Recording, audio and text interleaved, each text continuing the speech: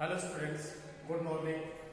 और सब बढ़िया होंगे भी अपने परिवार के साथ। अच्छा बेटा, अब फिर से जो है कोरोना काल स्टार्ट हो गया, जिसमें आप सभी के जो है विद्यालय बंद हो चुके हैं।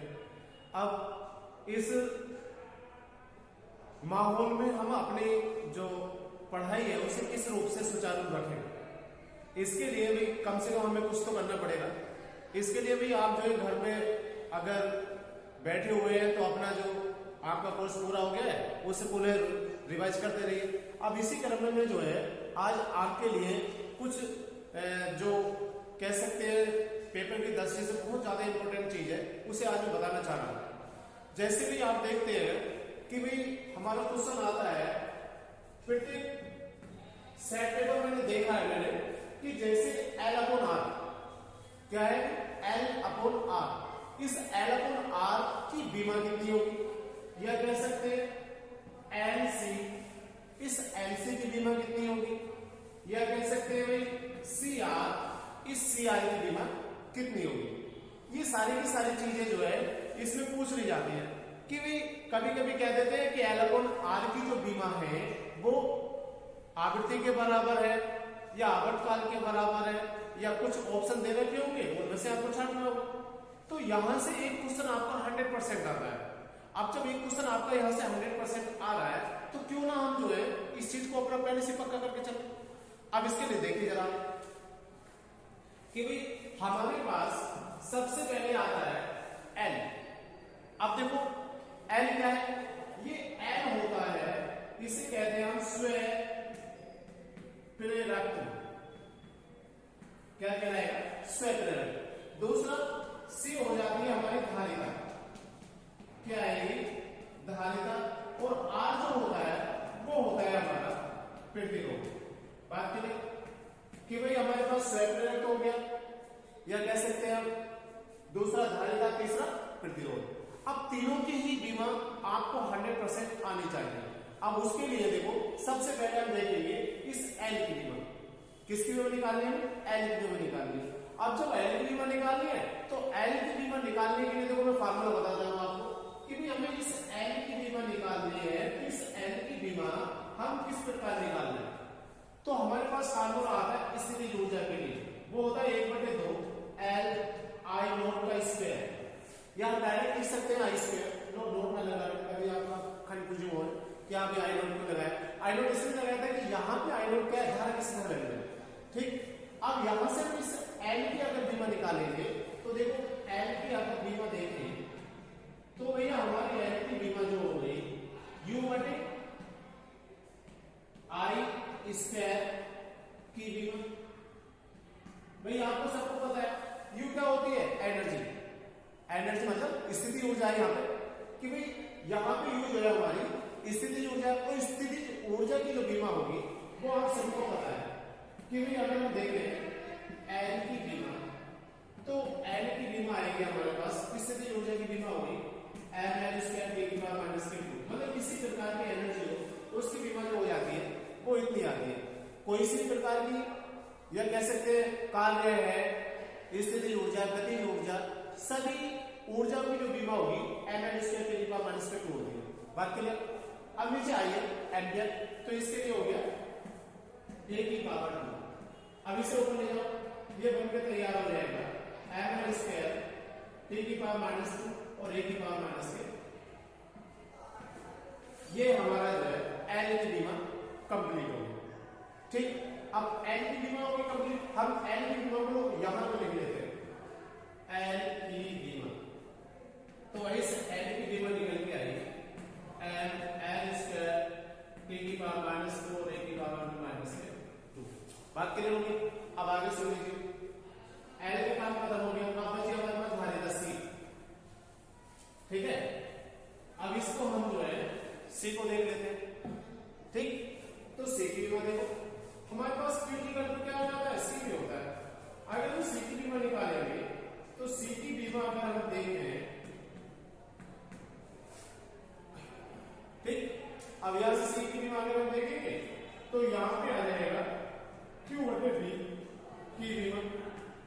बात करें अब Q किसके हो गया, IT के, और बी जो होता है बीमा वो डब्ल्यू अपन क्यू होता है, डब्ल्यू बटे क्यू, और क्यू की जगह हमने आई टी रखा है तो इसे हम डायरेक्ट लिख सकते हैं आई टी स्क्वायर। भाई डब्ल्यू अपन क्यू होता है, क्यू को ऊपर लेके गए, Q equal to I T, तो ये आई टी स्क्वायर हो गया। बात क्लियर है? अब देखो जरा की बीमा, अब यहां पे जब हम देख रहे हैं तो ये जो हो जाएगा आई स्क्वायर टी का square,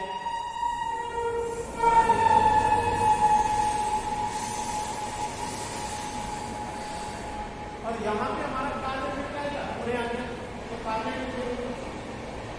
M N square T की पावर माइनस स्क्वायर ये सब को आ जाएगा ऊपर।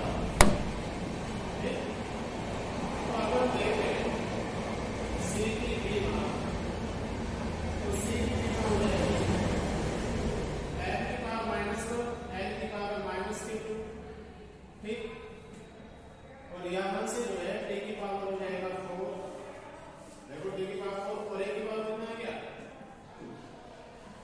तो यहां से देखो हम देख सकते हैं सी की बीमा, सी की बीमा बन के तैयार हो गई, एन की पावर माइनस 1, एल की पावर माइनस 2, टी की पावर 4 और ए की पावर कितना जाएगा।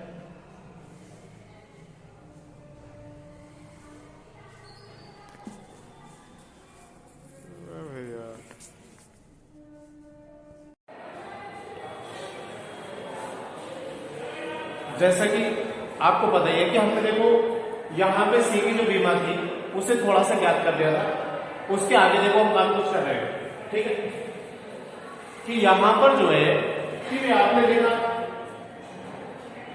Q अपॉन V, वही सी बराबर आ जाता है Q बटे की, ठीक, की बीमा, अब Q की जगह रख सकते हैं आई टी, हो गया इतना सब, और W बराबर मतलब जो बीमा होगा वो W अपॉन Q आता है, और इस Q को आगे ले जाएंगे ऊपर, तो Q पहले से हो गया, और एक Q ये है हमारे पास, कितना हो जाएगा Q का स्क्वायर, तो हम लिख सकते हैं आई टी का होल स्क्वायर। बात क्लियर हो? अब आई टी की जो बीमा हो जाएगी ए स्क्वायर टी की पावर 2 हो जाएगी, उसके बाद में W की बीमा हो गई एम एन स्क्वायर टी की पावर माइनस के 2, ठीक। अब आगे देखो कि भाई सी की बीमा आप देखेंगे कि सी की जो बीमा है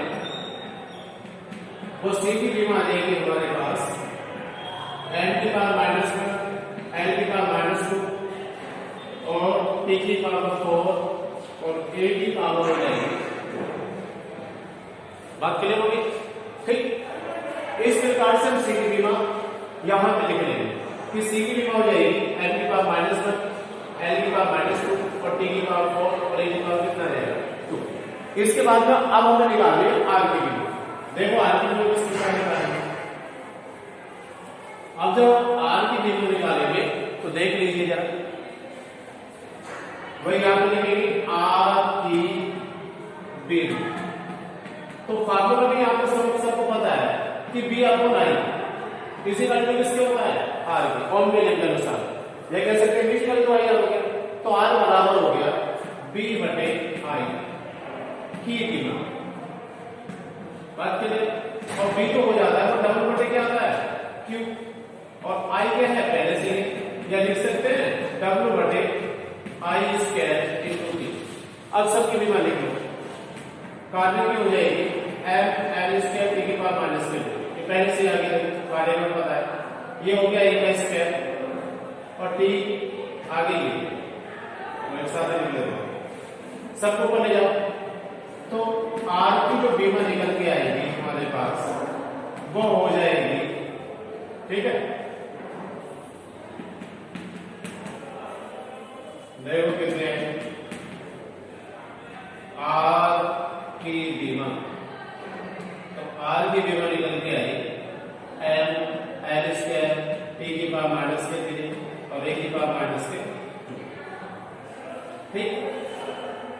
अब ये बीमा भी हम यहां पे लिख देते हैं आर की बीमा, ठीक है, ये आया एम एल स्क्वायर टी की पावर माइनस के 3 और ए की पावर माइनस के 2। इस प्रकार से हमारी एनसीआर तीनों की बीमा में मिल जाती है। अब भाई जब तक हमें ये तीनों तीनों पता नहीं होगी तब तक हमें जो है कोई सा भी जो है L upon R C R की कोई सी भी वैल्यू हमें प्राप्त नहीं हो सकती है। अब देखो हम करना क्या है, हमें करना है कि सबसे पहले हम निकालना चाहेंगे ना कि भाई एल अपॉन आर क्या निकालना है, एल अपॉन आर निकालना है। अब जब एल अपॉन आर निकालेंगे तो देखिए कि भाई एल की कीमत देखिए यहां से गौर से देखिए कि एल की कीमत है एल स्क्वायर टी की पावर -4 ए की पावर -6